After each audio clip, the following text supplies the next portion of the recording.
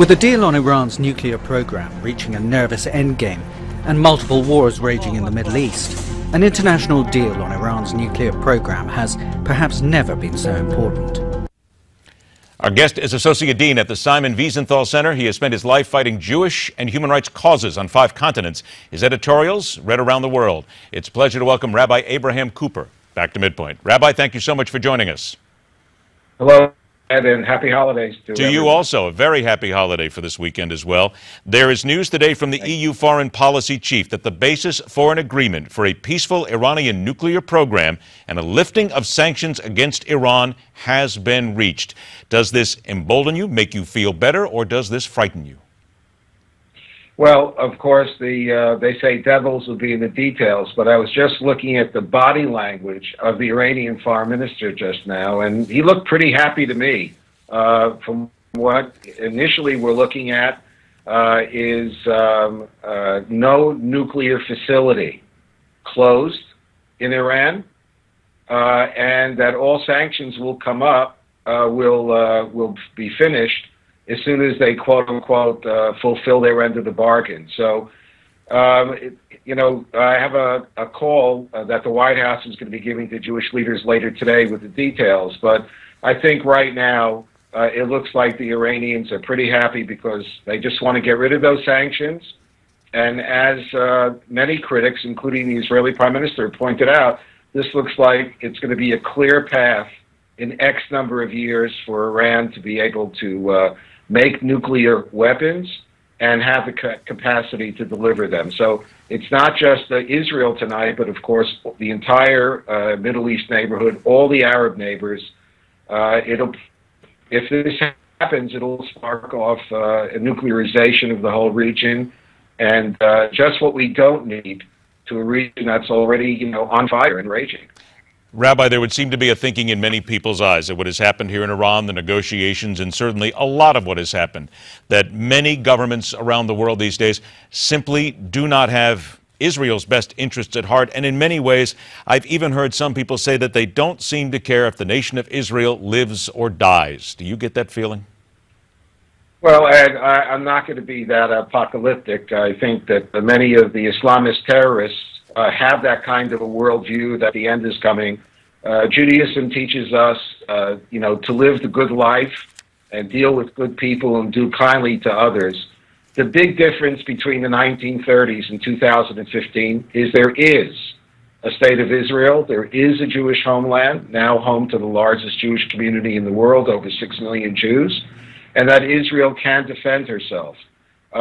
If necessary, she'll do so alone, but I do not believe that Israel is without friends and without allies. And, you know, if we just even focus on the threat from Iran, many of Israel's Arab neighbors, including Saudi Arabia, the United Arab Emirates, Egypt, and others, they're as threatened as Israel is. So the sovereign state of Israel will defend herself and do so successfully, and it is a homeland, a spiritual homeland for all Jews, but also a place where we expect many more thousands of European Jews to restart their lives and look to the future, coming home to the land of Israel. So this is a very disconcerting time. We're very concerned about anti-Semitism on both sides of the Atlantic. The silence of our own Secretary of State and all the other foreign ministers, the P5 that were in Geneva, the silence when you heard the calls of death to America, when Israel's annihilation is, quote-unquote, non-negotiable from top Iranian officials. That silence, however, is deeply disturbing and will embolden more anti-Semitism and, God forbid, more acts of violence. And by the way, not just against Jews. You know, I'm just here finishing our reaction to the horror that is taking place in Kenya today, when Christian students were called out and said, "Are you a Christian and or a Muslim?" And in Kenya, and if you were a Muslim, they were murdered on the spot. 70 people already dead.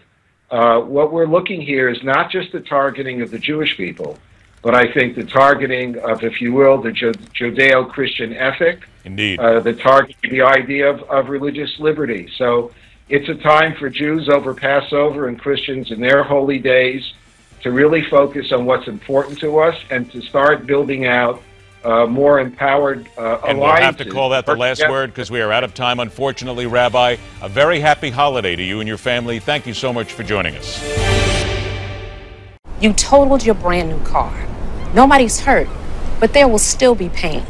It comes when your insurance company says they'll only pay 3/4 of what it takes to replace it. What are you supposed to do, drive 3/4 of a car? Now, if you had Liberty Mutual new car replacement, you'd get your whole car back. I guess they don't want you driving around on 3 wheels. Smart. New car replacement is just one of the features that comes standard with the base Liberty Mutual policy. And for drivers with accident forgiveness, rates won't go up due to your first accident. Learn more by calling 1-844-612-4581. Switch to Liberty Mutual and you could save up to $423. For a free quote today, call Liberty Mutual Insurance at 1-844-612-4581. See car insurance in a whole new light.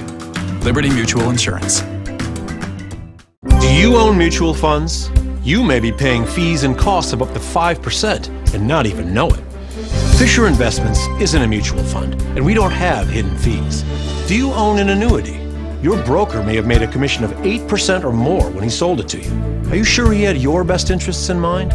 At Fisher Investments, we're not brokers, and we don't earn commissions on trades or by selling you products. With our model, as your portfolio grows, we grow.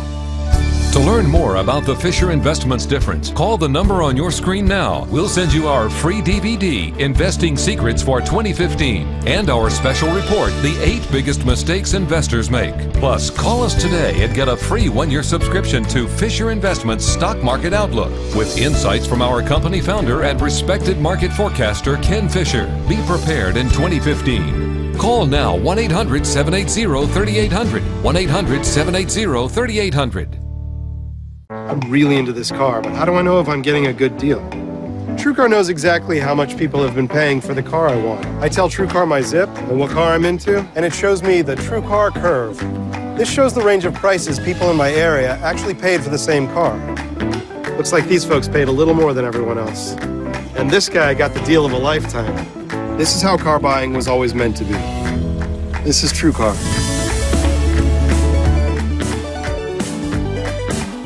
When I need help with a home project, I go right to Angie's List. I always go to Home Advisor. But Angie's List has reviews on all kinds of home pros. So does Home Advisor, and only Home Advisor can instantly match you to the right pros for your project. Really? Yep. And their pros pass background checks before they're ever listed. Oh, well, that must cost way more than Angie's List. Actually, Home Advisor is free. It's free? Totally free. Home Advisor, the free way to find and hire the best home pros.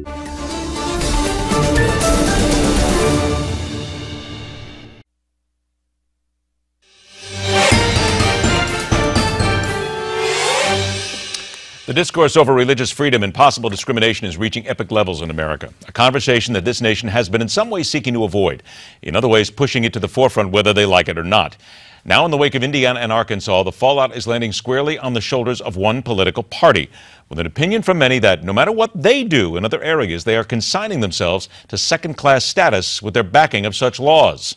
So let's get to the heart of the matter. Welcome back the representative for Wisconsin's 8th Congressional District, Republican Reid Ribble. Congressman, thanks for being here today. I'm happy to be with you. Thank you. This is interesting what is happening because we have people now who have been on this show today who are telling us that what is happening in Arkansas and Indiana, we are simply buying into, and so much is much of the media, buying into a left-leaning idea, if you will, a trap in order to make sure that Republicans look bad at every single corner.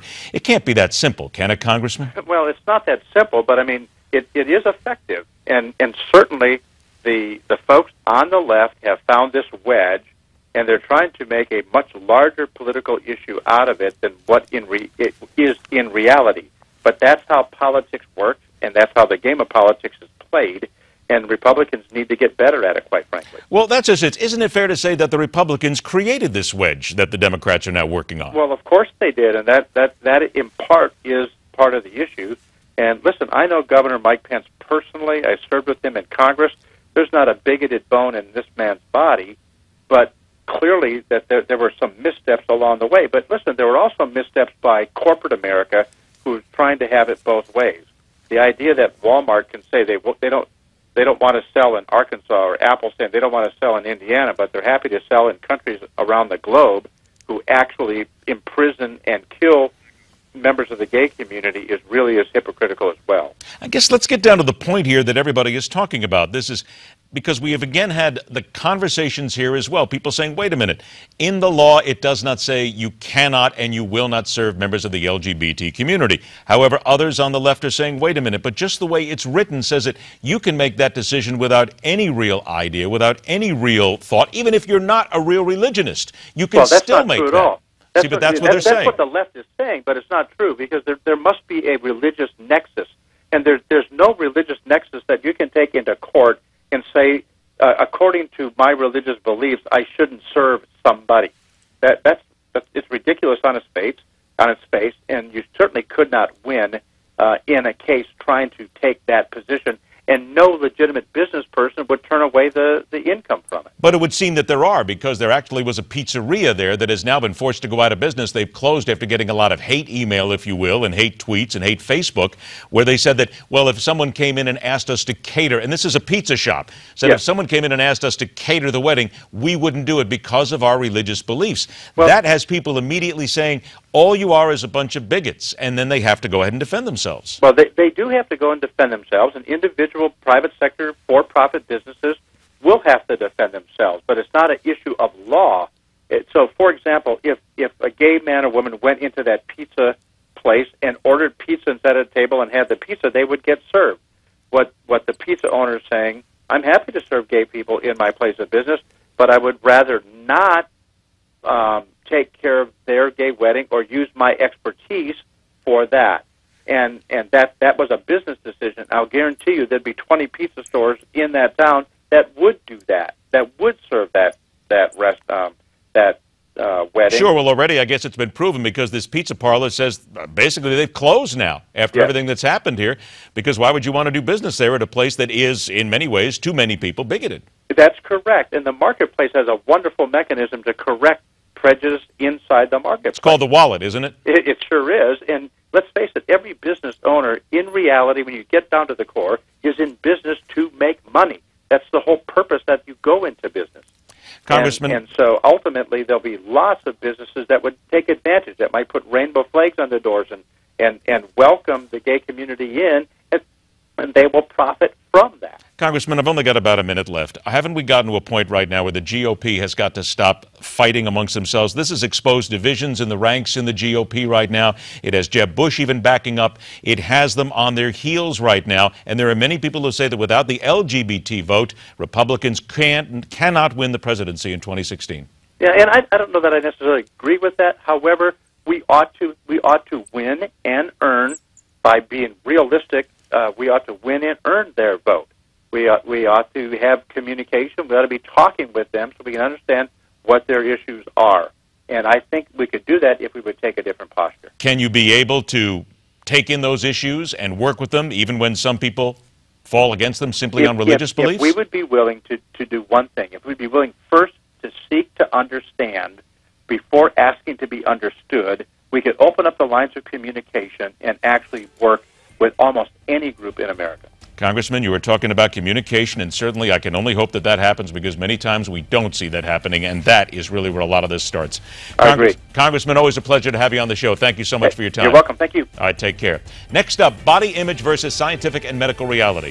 From one who says being overweight is not the problem that some make it out to be. Matter of fact, might be a good thing. It's coming up next, right here on MidPoint.